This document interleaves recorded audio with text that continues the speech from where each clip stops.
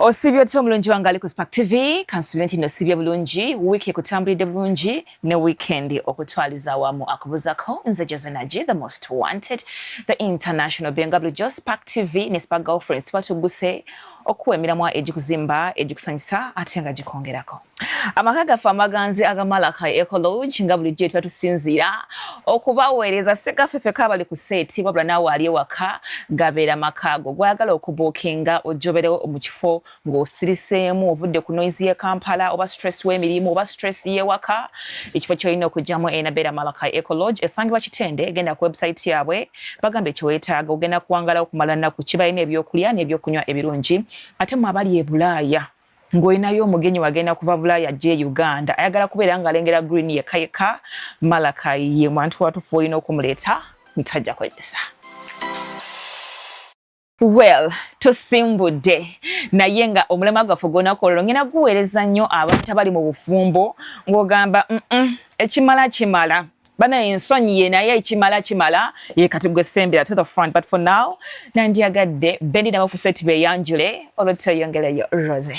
Webale ekyo ningidde ku Spark TV Spark girlfriends njagala okutegeeza nti waneeno tuleeta emiramu egy'enjawulo g'omukyala ali eyo omuwala ali eyo omuvubuka ali eyo gina kye gikugattako so maama tovaawo kugamba nti baneeno abaleese bibozibozi nedda mukwano gwange Rose Tendo the Queen of Peace mukyala matovu.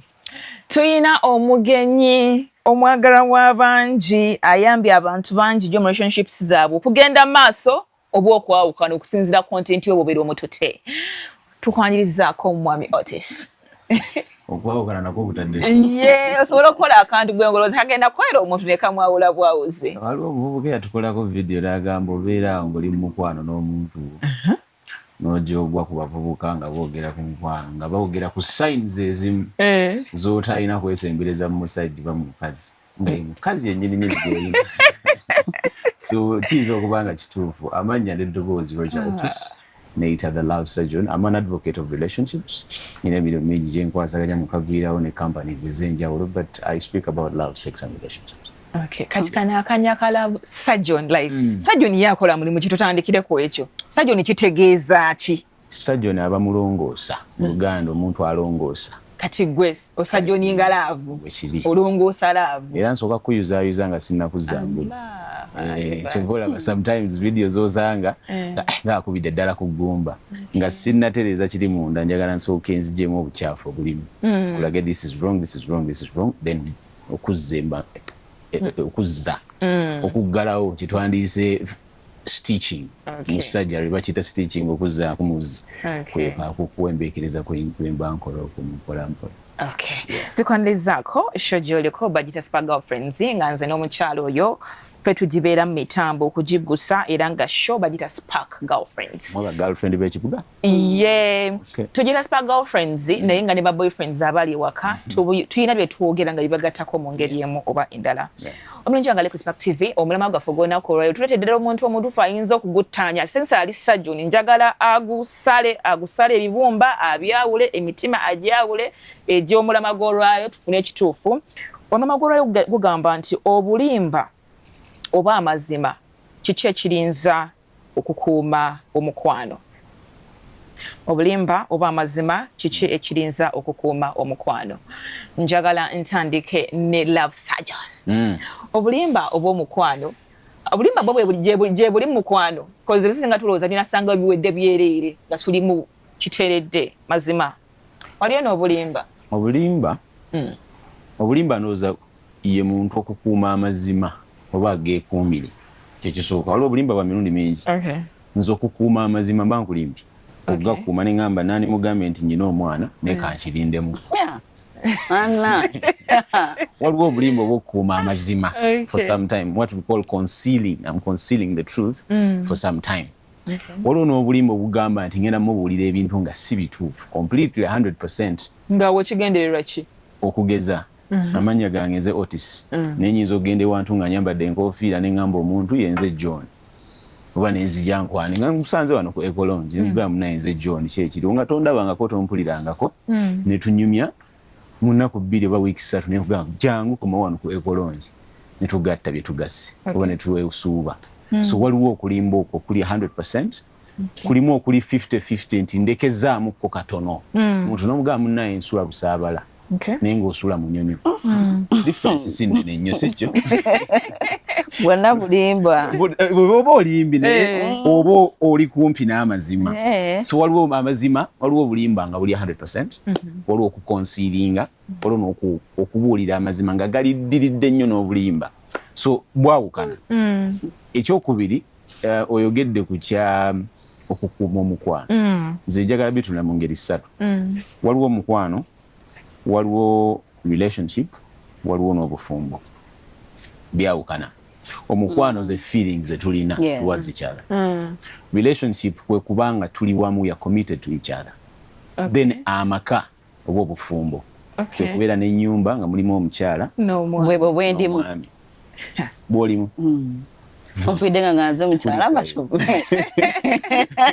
kulikayo omukyala so amaka gayinza obaamu abaana gayinza okuba nga tegalimu baana but obulimba bukusobola okukuuma byonna but I do think a balance of the two works a balance of okulimba n'amazima because ebisingira ddala okuba nga bikuuma abantu awamu kwe kumanaginga emotions aba feelings abo especially abaana ab'obuwala na okumanaginga emotions zo neetaaga okulimba mukko relationship esobola okusurvivinga nga mulimu obulimba nnyo cause wano nze ndaba wano ng'olimba kisobola kale okugwirayo ka time naye singa amazima gana amala ne gavaayo it's over no sometimes we thrive on lies by the way sometimes we thrive on lies kankuwa ekyokulabirako bw'obeera n'eddeemu nga katugeze ali bweru muli mu relationship by the way waliwo obufumbo bwebweru nti oli wano ndi bweru naye tuli bafumbo azine bweru emitala w'amayanja yes oli nga tugeze Kenya nga ndi Uganda naye nga tuli bafumbo tuyinza okukuuma omukwano gwaffe olw'obulimba obulimba butya ngenzeko out nenkugambye ndi waka nakuteyo ka video nga nkyali waka okulaga nti ndi mbuliri abantu bagedde kuuma sikyo okukona kukuuma sikyo so I'm keeping the family together I'm keeping obufumbo together because I know because we lie because repercussions z'amazima ziyinza okubeera zirumya oba ziyinza okulumya omuntu ono so nsobola okugamba nti munnaye ndi munda inside naye nga ndi bweru ng'omukamu ne baboys boka sometimes okay sometimes ng'omukamu ne baboys nga nandi kugambye nti munnaye ngenzeeko wabweru ne Philip tunywemuko n'onyiiga ate ng'okimanyi Philip maybe muvubuka si wambeera nnungi nnyo nga naye wali e Uganda waŋŋamba naye omuvubuka oyo simwagala omuvubuka yakutwala nnyo mu biduula sente zaffe azoonoona buli wabeerawo abawala oba olinayo kyaliwo nga serebu naye nga serebu oyo tavaako bawaki bakaze nga buli wabeera out waliwo abakazi so because you want this woman to keep comfort abeere nga tabuukira kino obulimba obusobola okukuyamba nange sinnawakana obulimba bwo busobola okuyamba akaseera akagere singa mukyala wo yali e Bulaaya ategeera ku kino byadde n'olwagenda eggundi kati for example gwa mulimbye nti no ogenda beera n'abawala Philip gwatayagala togenda beera naye mubbala ye mulimu temulina bakazi naye nimubaamu mukwano gwe Jose mukwano gwoyo Tracy nange nimugamba omeje nalengedde otisi mubbala nga ine mikwano gye nekiri kikyali kye Philip nani walimbye jokera goza kigenda kumuleka nga nze mugambe nakusanze ngo ine Philip kati waliwo amateeka obulimba tola nti butuufu kuba muntu beera mwirufu waliwo amateeka agafuga obulimba galiwa ekisookera ddala galina okuba nga gali close to the truth obulimba bwo bulina okuba nga buli very close to the truth kino nkibuulira abantu balimba because abayogera amazima of course relationship oyinza ogikuuma for the longest time naye n'amazima nago makyamu at some point kitujja kutuukawokko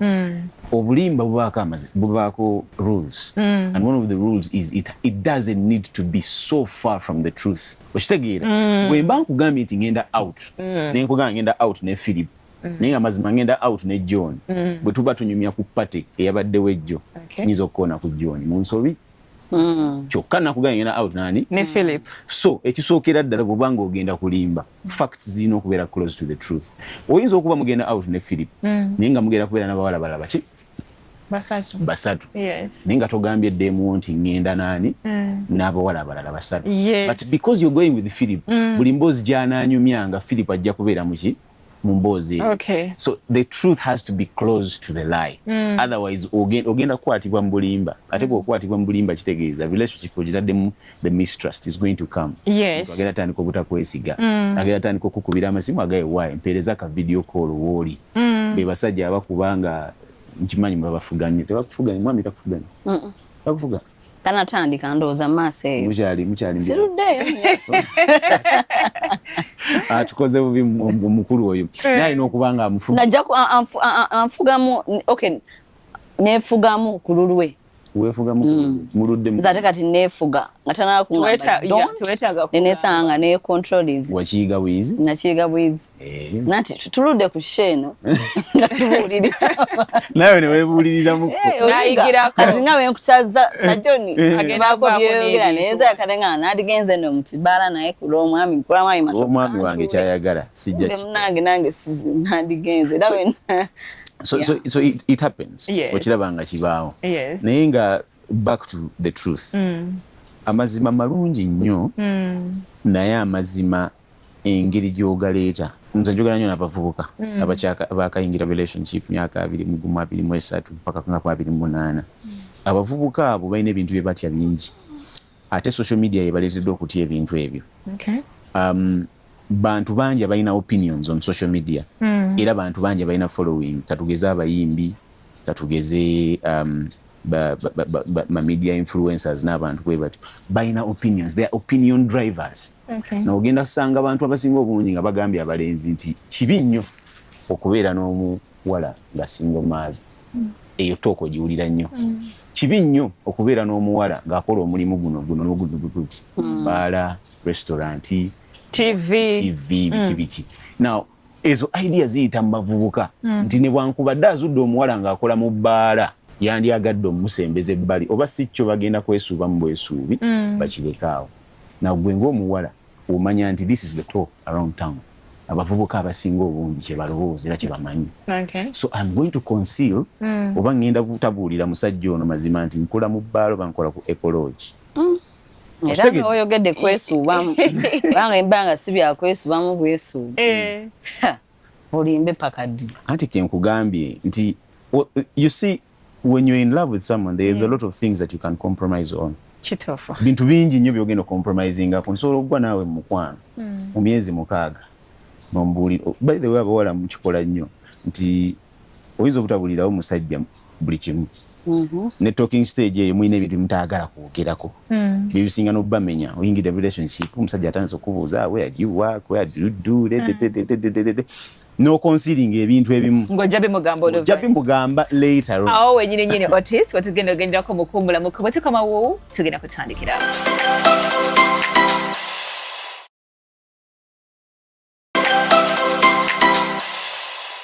Nkukulisaayo nnyo mukuumulamuko omulungi ali ku Sparktivity kyagendera ddala programs for girlfriends ngibirawo every single Sunday essaawa 2 gwe yakatweyongako nga gwe muli gwo ogusoose munnange ne show ebeera olunaku olwa Sunday essaawa 2 ez'ekiro ate repeat yaffe n'ebeera olwokusatu essaawa 9 ez'emisana. Olunaku olwaleero tuli kumala ka ecology nga ge maka ga Spark girlfriends every single Sunday wetusinzira okuba nga tutanya ensonga ez'enjawulo ezikuzimba ezikongerako ate nga zikusanyusa. Omuluma gwaffe ogw'ennaku olwaleero gugamba nti obulimba n'amazima birinza okukuuma omukwano oba nedda, era ng'omugenyi waffe ye Roger Otis eyeeyita Love Surgeon. Well Otis, njina ekintu kyenjagala oba nsooke nkuleko mbalirizeeyo oba tugende maaso.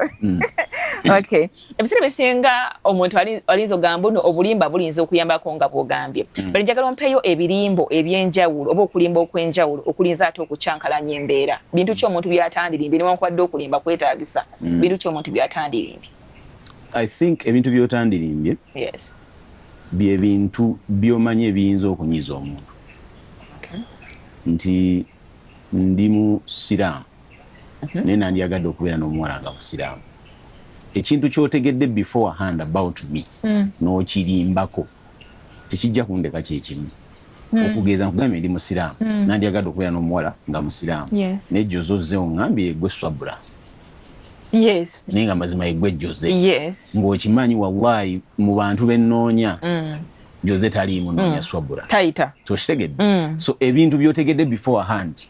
Omuntu katugeze nga I think the word principles plays in hand.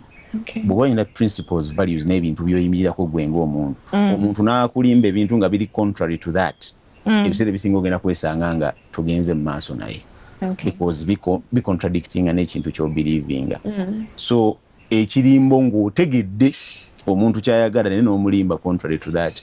Nyinza okuba nga neeyogeza nyinda ku social media neeyogeza nga bwe saagala basinga omumaaso. Gwe n'ojja ne twesuubamu netandika okugwa naawe mu mukwano myezi ena nze ndaba nafuna akaana banna. Era nga nange sakugamba nti nina omwana. Naye nga ye mantra yange gye ntambulirako ku social media gye nsinga okwogerako. So kijja kunkuba wala nnyo newankubadde ndi mu mukwano okutegeera nti wannimba. When were you planning to tell me? If you were planning to tell me, wali ogenda kuŋŋamba ddi? Anti era nga bw'oyogedde mwesuubamu temulina bwe mwatisa nti mujja kweyagala. Nze nange nzize kwesuubamu naye ne kiggweereeyo nga I'm interested. Then I'm now open to you. Njagala kugamba naye omanyi linayo kannakagimu eyo. How is that? You see, by the way, kyoyogeddeko kikulu nnyo. Abantu basinga nnyo okugwa mu mukwano nga batandikidde mu nsobi. Yes. Not planned. Abantu aba planning okugenda mu relationship bayinza n'obutagwa mu mukwano.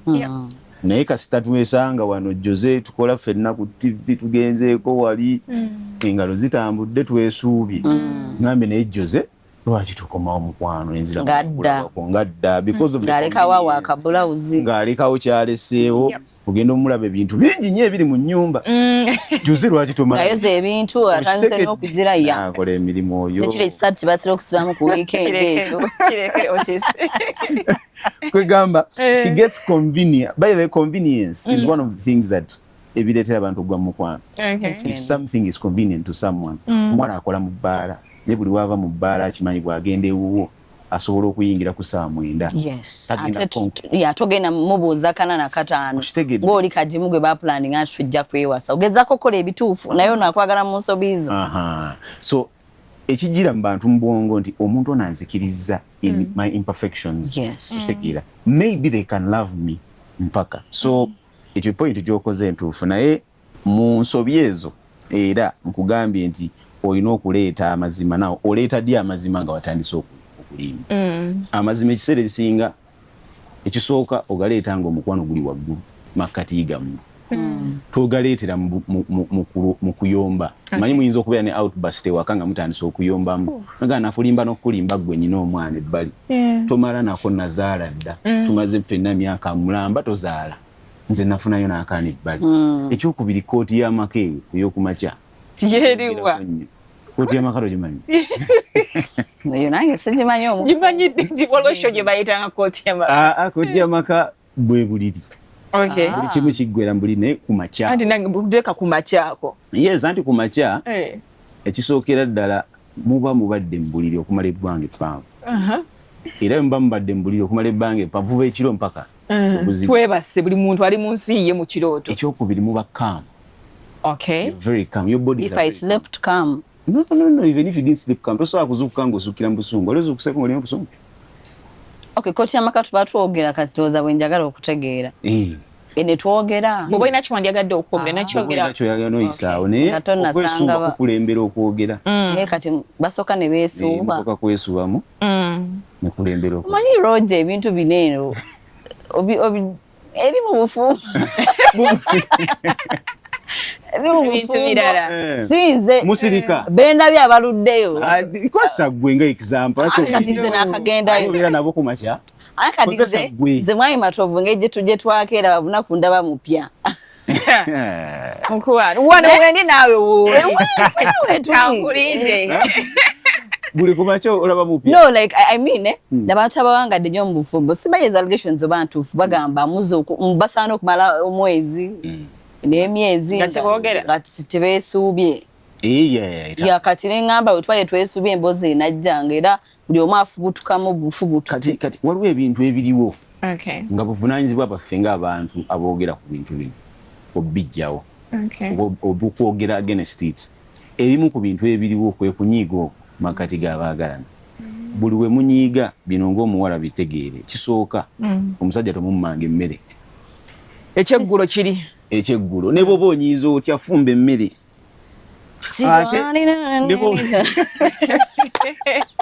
kyaka ono amanyi n'okumma ekyeggulo laba ayimbyewo ne bwoba onyiiza otya fumba emmere owa omusajja emmere gimuwe ate tomugamba nti owaayo emmere yayidde genda weesenere beera woobege kankubuuze Otis oyogedde ku nsonga eyo Otis tolina bw'oŋŋamba nti ngenda kuwa omusajja ekijjulo ekifu kiri nti nga siri happy naye kubanga n'omubiri gwange gwennyini tugenda kukkiriza sirina engalo zange zigenda gaana okukola kye ziteekeddwa okukola kankubuuze wamma as long as togimumye kankubuuze ekibuuzo bwe tuba twazaalayo akaana nga kalimu katugeze P1 ne tunyiigamukko taamu twakaddayo mu ssomero bw'oŋŋamba nti nsasule ssente z'omwana junior ne nkugamba nti nedda mpulira bubi sijja kusobola togeraageranya bintu byakukwala buvunaanyizibwa bwakyengeraageranyiza is your responsibility versus my responsibility.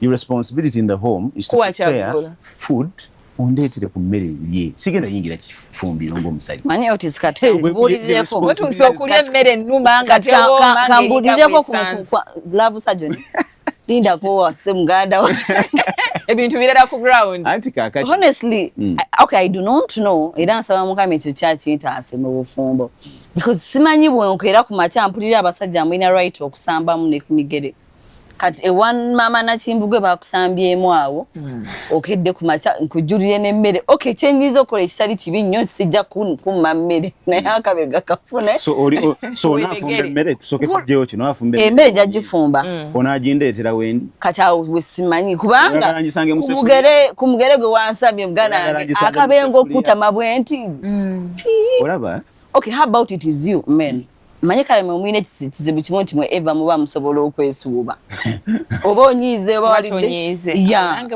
wembatira olaba asobola n'okwesuubira ku gwatajjukira nagamba Pazi ya gwani twali nawe last the other night olimba maze sikujjukira but as women twasa nyo emotions mekemota akozesa kati simanyi bwe nesuuba nenzija ne kola buli kimu nga ekyawangaza bamama baffe mu bufumbo bizibu obuzibu temwagala kuyigira ku oyogera ku mukazi yayinanga eka y'ettaka kwalimira kwalundira kwakwera buli kyayagala naye gwensaba just omutolo gw'emmere ogwakameezi waka nagwe ne gukwekubya empi kati oyagala tuddeyo mubiriwo ebyo badongereza naye nabo baba baffe they weren't happy kati kankugereze ekyawa omanyi si buli kimu ekituukawo mu relationship ndi kino okwogerwako oba okuwaako amagezi nze kye nabadde nkolera nga point gye nabadde nkuleetera nti one of the things that keep men at bay bibiri lubuto nawaki na wansi nti bw'onfumbira emmere omusajja wo ne bwoba onyiiza otya mufumbire emmere fumba Joseph fumba omusajja wo ne bwoba onyiiza otya emmere gireete fukamira giteekewo vaawo well twebale kukyaza obogende bayo so omuterawo emmere n'osigalawo n'agaana n'ogire because naye akyali munyiivu naye olubuto lwaffe lukutugamba lye emmere okitegeera mwe temugizira ne musimbamu foko ne muddayo eri gye mwavudde nga wankubidde essimu n'ongamba kati nga ate otizisoko olindeko a one man cause mama kajimu era ofumba ekinyanya kya supu kyenjagala okulyako nodduka mu katale n'ogula ekiyanja n'okifumba najjanga yafunyeemu baba mukyayi eyo n'asiba mu foko n'agenda mu buliri kati nange akoolumwe embanga seefiirinze ne ŋŋamba wejjulire buzibu kyawo osigamba nti byenja okola mwayi matovu kyokka nazaala wange shaajagala nnyo naye tiwamba sijja bikola ebyo zira mwami matovu oba kujjulya kuleetera kiwedde ekimu ku bintu bye tukola nga tunyiize ng'abasajja tuddayo tulidde kyokola tusuubira nti tuddayo ko nga singa tuseesuubye okwesuuba n'okulya nkumanyi tuddayo tulidde tusooka tuyiwayo kakokota akatono bufoil pepe obwa piraawo butonotono waliwo obusimoolo medium ne large kasimoolo kakutuulamukko bwe nsanga mukyala wange ng'anyiizeemukko ewa manya oshegi so ne wankubadde tulina expectations ezo nga tuzibasuubiramu tumanya nti waliwo ak'obuntu akagenda obaamu nti ogenda kuba onyiize ng'omukyala oleme okunkolera ekintu but me I'm talking to the women who are going to be in that situation. Tini bwaba anyiza atya mufumbire emmere. Ni bwaba anyiza atya kooti y'amaka mwesuube. Okay. Well, Rosie, obulimba obukwatagana n'omusajja nga badde akusuubiza ebintu nga tabituukiriza. For example, bayagala kuwa ekirabo bakine nga asuubiza natatuukiriza. N'obulimba obukwatagana ku byenfuna bye bw'omufunye yepresentize nga Doni Bijodolo. Alagamba nagenda akubye embaga, alagamba ye biki gye bigweredde ngata amaze okusuula mu katebe. Obulimba ng'obwo olinza kubwogerako kikaaki. Omuntu asuubiza natatuukiriza. N'ekibuuzo kye ntera okubuuza abasajja abalina perspective eno egamba nti abakazi tuliwo okubalimba okubaagala. Okay, walabye mutu banaffe betulabako ngenda kugulira ennyonyi. Of course you're lying to me. My father owns the city. Of course bisobola okunsanyusa. Naye waliwo omuntu akutuuza mu katebe n'agamba okuwininga omutima gwa Jose akola ku TV. Inayitamu eno strategy. We have seen so many people about breaking in the line of omusajja ajja mu kifaananyi ansanyuse nze walabye mu bulamu bwendimu. Naye oba oli awo ne bw'atandinimbe nze Jose, I do not want a man to put something I treasure so much. For example, I would love to drive a car. Bulamu bwange bwonna nga ne wali onkwana. Era bwe watuuka booti n'obuuza kintu kyo kiyinza okusanyusa mu bulamu. Ne nkugamba kavitiizi kasobola okunsanyusa. N'oyitiramu okunkwana. Yongera jigula. Okitegeera. Babe, you know, do you want it in pink or yellow? N'omugamba, babe, jajipa mu silver. Okitegeera. The man feeds that in you in the line of tanaba kukuwa so tunaamukkiriza. Yes. Ati bwe mutuuka eyo looni bwe zijja buli kimu bye kijja bakulaga reality nti nze nugula ne vitizi simanye bajiramuza. Yet maybe on the other hand you would love that man nga bwali kuba ne sikwagala sibya mpaka kate bwe tujje ne twawukana nabo nga bagamba ebintu she was extravagant. Yes, she was ABC.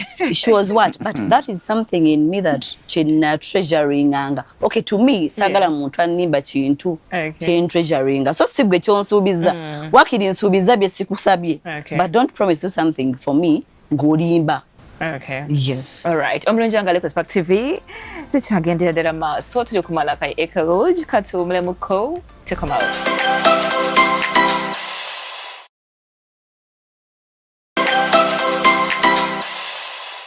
Nkukulisaayo nnyo mu kumulamu okwali ku Spark TV tukyagendera ddala maaso omulama gwaffe gw'olunaku olwaleero yakatoyungako guli ku nsonga ya bulimba n'amazima birinza okukuuma obufumbira nga yatandise naffe nzikiza nti ofunyemu kimu oba bibiri okuva gye twatandikidde olwa tukyagendera ddala maaso yakatoyungako nawe osobola okutega okutunyongera okujikiza tiri kumala ka Ekoloj esangibwa Kitende eyandyagadde okuwumula mu kooti na parking engazi abalina emikolo n'embaga mujje mutuwagire mujje mutuwe ku ssente lwa nsonga tugenda bawo ekyo ekijja mu ssente zammwe ebyokulya n'ebyokunywa ebirungi biri kumala ka Ekoloj gwini yakayeka gwolengera enkima n'amazzi agatambula sayagala feeling y'ekikanga ekyo genda ku website yaabwe kola booking zo ebisigadde osirike.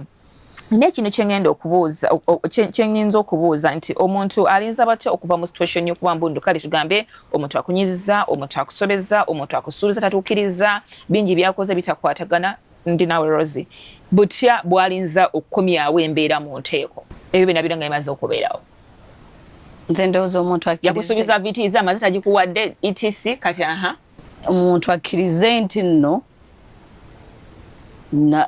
I failed. Okay, nalimba. Yes. Olumu men want to plant it on us that or edda expange yangamba ng'ekintu. Amanyi olinamu ekintu kya simanya near to success syndrome. Something oli wanagamba wenfunia sente gwoba onyize. Joli bwemba nsanyuse tazifunangako. Nti like yalimba diye yakuba nti wabazifunyemu tazikuwa kale manyi lwaki yakyogeranga kubanga yabateekangawo ebintu ebikunyiza era nzi nategeranga ati ayinamu sente leero nti leero yakubye kiddiiru ayina sente ku mpale engeri akutyungamu engeri ayagala obending engeri ayagala like you can always know and actually women at home actually realize that kyaso ogamba leero tatakajimu kazaabwe atuka atyo ayinamuko kasente so I would really njagala ogamba omusajja aliyo oba omukyala aliyo okkiriza nti waneeno namesinga up bwe kiba kisoboka mutule mukyogereko naye wano wansuubiza kale okunimba naye waliwo omuntu kulaba nga alina obusobozi obugula VTs. Yes. Nenga punishing you. Not even punishing you. I got you already. I got you already. Why would I even? Nkutekeremu ki waliwo omuntu agayemba oteba golo sigala okyadduka. Already otebye golo. Atodduka kulagawa. Okitegere kati omuntu. N'ateekamu ekyo ekintu ekiraga nti is already namufuna. Kati wemanga namufuna yo tebikyanzirusa. Kyovudama nti bano bagundi bano abakawukana yani omuwala.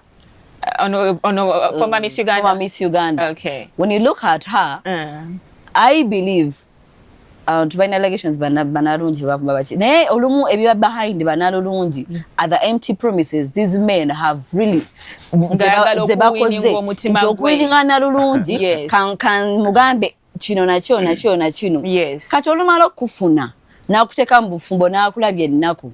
Kati ennaku gyakulabizeeyo bw'obanga toli mugumikiriza ngaze mukyala mutofu banga simanyi kisobola kunnobya. Ajagamba nze nekyanja kugenda. Ate by the way when you get married abasajja bakwana bangi.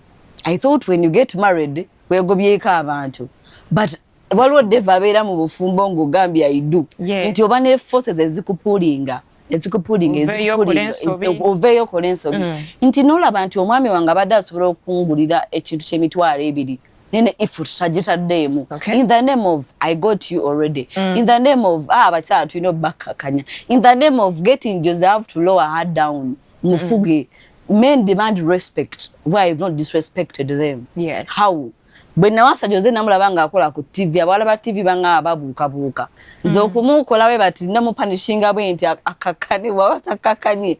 Bwana empoweringa togenda mugamba leero banne nkwegayidde empaye za kaviiri. Kubanga nawe osobola ozzeesibisa. Singa agana. Otero kikosa. Eki. Nkwegayidde. Eki. Ekigambo nkwegayidde. Nkwegayidde empaye sente za kaviiri. Kwegayidde sikitegedde. Anti ugambe oyinza omugamba nkwegayiridde empayo ku ssente z'akaguzi. Like okay what kikozesa ngo osaba. Otero kikozesa ekigambo ekyo.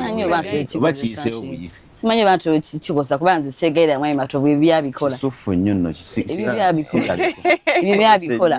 But okimanyi Otis ebiseera ebisinga abakazi okuba nti waliwo omulembe guno ogufumbiddwa kati oba Katonda akyatublessinze bwe batwakafumbirwa katulabera nga yetusaba because omukazi asobola okugamba nti omusala asobola okugamba nti ono omukazi bwe naamu-empoweringa nga tasobola kunsaba sijja mu owuninga naye nga bw'ona ofuukamu kabeega kimusanyusa. I've seen so many rich men nga abakazi baabwe baavu nnyo kati ndi mukamugagga kinga mpulira bulungi nga nze ndi mwavu nti nga gwe bba wasobola okuba nga avuga G-Wagon nga gwe olina vuga mu G-Wagon ye okutambula singa muba mutuuse mu meeting tosobola kwemadde emitwalo 2 baawo abatayogedde ojja kusirika abeewammwe singa bakola ensobi ne bakusaba ataano aga emergency toziyina gwe kyokka tolina omusajja dooni ate bo balowooza bannayo omwana avaakala mukodo bukodo ono yafumbirwa mugagga gundi kyamanyi nti oliko mbufu kumbe bambi gwe oli mukyala mugagga toli mugagga 100%. Okitegeera kati some men bakozesa eyo trick mbono bacontrolling abakazi and they end up actually running everything. Some will not be bold enough to stay in their marriages. Abakazi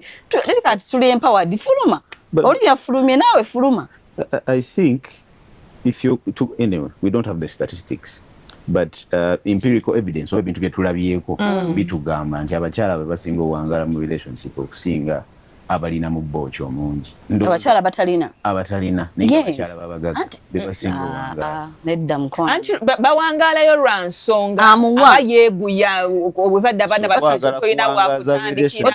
Bw'oba oli mugagga nze nga ndi mwavu sigaye ku musajja omukodo bwe nkugamba nti mwami nsabayo ssente z'enviiri bw'owulira nti okitegeera mwami nsaavuga gwalina okimowa mwami bali tugenda mu mukolo ngulyayo gomasi. They will stay because after all you can feed them, you can provide. What is wrong with that? Empower me. Bwofa. No, what is wrong with that? Bwofa. Umanyi chino wata training mukazi kola. Anything can happen. No, you have not trained me. Man, you know what, baby? Njagala genda kwa kana ko chabiri bata. Mwanti kati bwe mutunya bino ebintu by'okweyaga. Mubeera wamu. Ng'ayinamu naye ezize. Ng'ayina naye. Okay, so kimanyi nti nno bano abaana ebintu byonna bisobola okubawo firimu tuziraba n'ebintu bibeerawo mu bulamu. Ekintu kisobola okubaako osobola tulabye abagagga abakkiridde. Tulabye abantu naye ng'abakazi baabwe baliwo atasaana kuyamba abaana be balese mu nsi.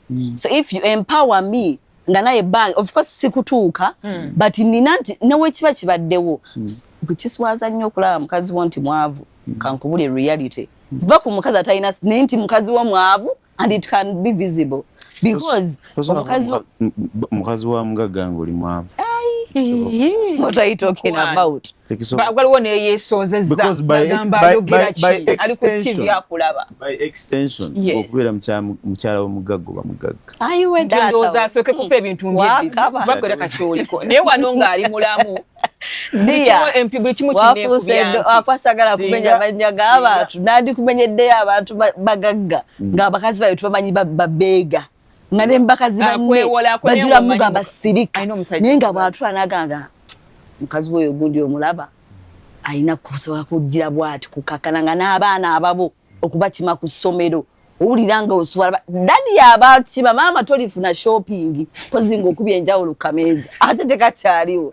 Obanyi njagala nnyo okwogera nnyo mu generalities, njagala nnyo okwogera mu ebisinga obungi kusinga ebitonotono. There might be outliers. There might be those small situations eziriwo nga mweziri nga bakyala babonaabona bwe batyo. But on the larger extent nzikiriza nti omukyala era kyekibawasa abasajja abalinamu ku ssente kyekikuwongeza okubeera nti mu options ettaano eziriwo alinamu ssente ogenda naye wagwe oyagala because there is that unsaid thing nti bw'obeera n'omusajja alina oba agabirira ogenda kugabirirwa. So saagala nnyo kusigala nnyo ku sides erimu kali akatono akawunuuna ng'ate abangi banyumirwa. Okay. Ng'oggyeko obulimba n'amazima bintu ki ebirinza okukuuma omukwano nga guwangadde ekiseera nga kinene oba ebirinza okuyamba omukwano okuwangala ekiseera ekinene ng'oggyeko ensonga yaffe ey'obulimba n'amazima? Yes, nga sinagenda ku ekyo njagadde okukoonako kantu gundi keyakoonye enkono kale briefly aka promises ze mwogerako. You see ffe nga basajja tuyina there's a book called Unplugged kalimu kyetuyita reproductive problem. Ffe tuyina kyetuyita reproductive problem just bakibikkako kugezako okugamba nti kaliipo oba sex nti ekizibu ekyo kyetunoonya okusolvinga mu bakyala nti tunoonya ekizibu ekyo okusolvingibwa kye lwaki tubakwana naye ebiseera ebisinga buli we tubakwana tugenda kwesanga nga amazima gaffe ge tubabuulidde results ntono ku bulimba. So mmwe mwennyini mututrainings okubeera nti tubalimba ate batya because bwe nkubuulira amazima oyinza obutanzikiriza kwana agenda okukkiriza ali mu level y'amazima go nedda Jose obuzibu kwepampalika Jose. You see, njagala ulize ebigambo bino bwe mbanga nkugambye nti bwe mpita wano ne wano sigenda kufuna result naye bwe mpita wano result njifuna nga gwe result zine ssatu lwaki nziyitamu ng'ate nsobola oyita wano.